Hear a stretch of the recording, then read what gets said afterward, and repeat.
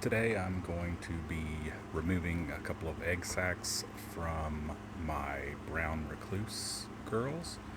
So these were laid, I think, about 2 to 2.5 weeks ago.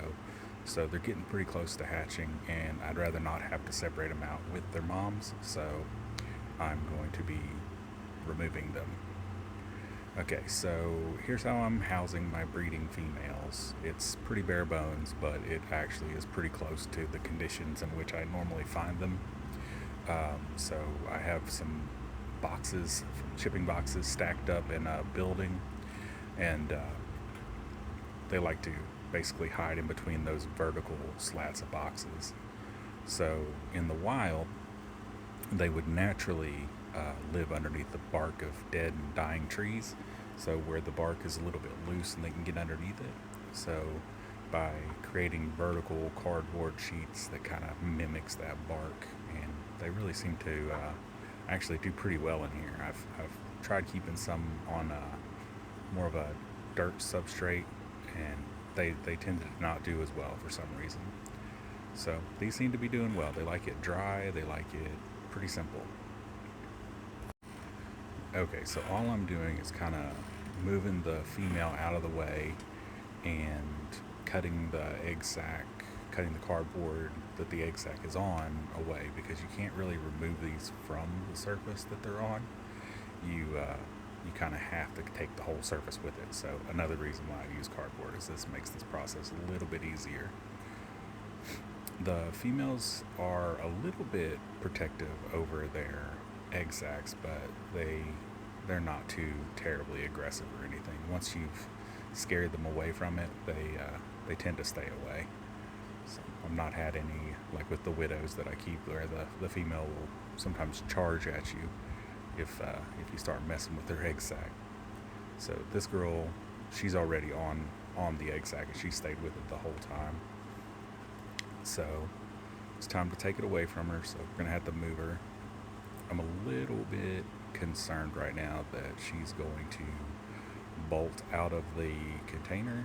So I, probably smarter than what I am right here, decide to put the lid back on top before I try to scare her anymore.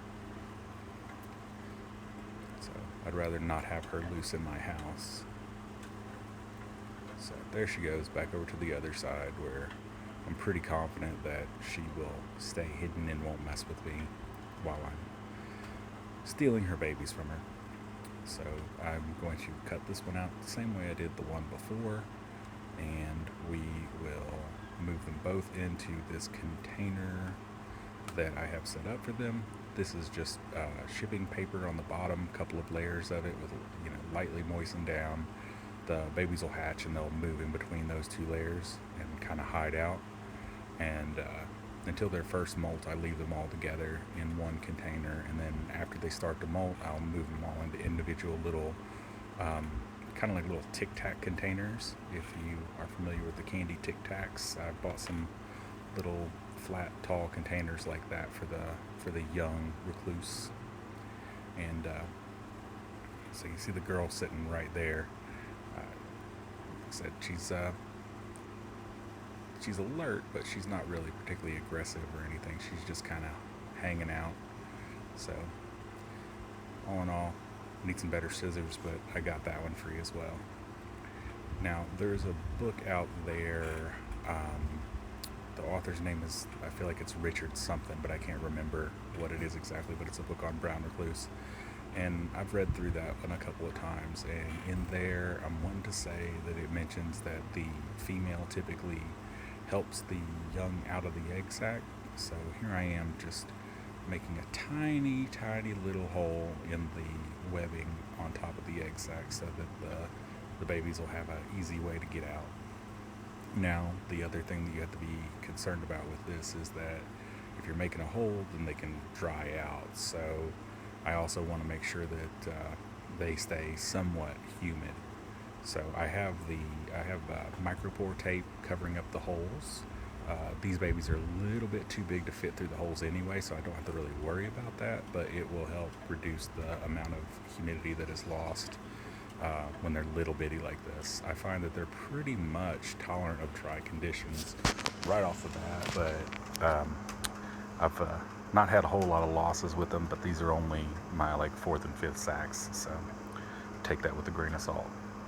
So here's the little babies you can see inside of the egg sacs.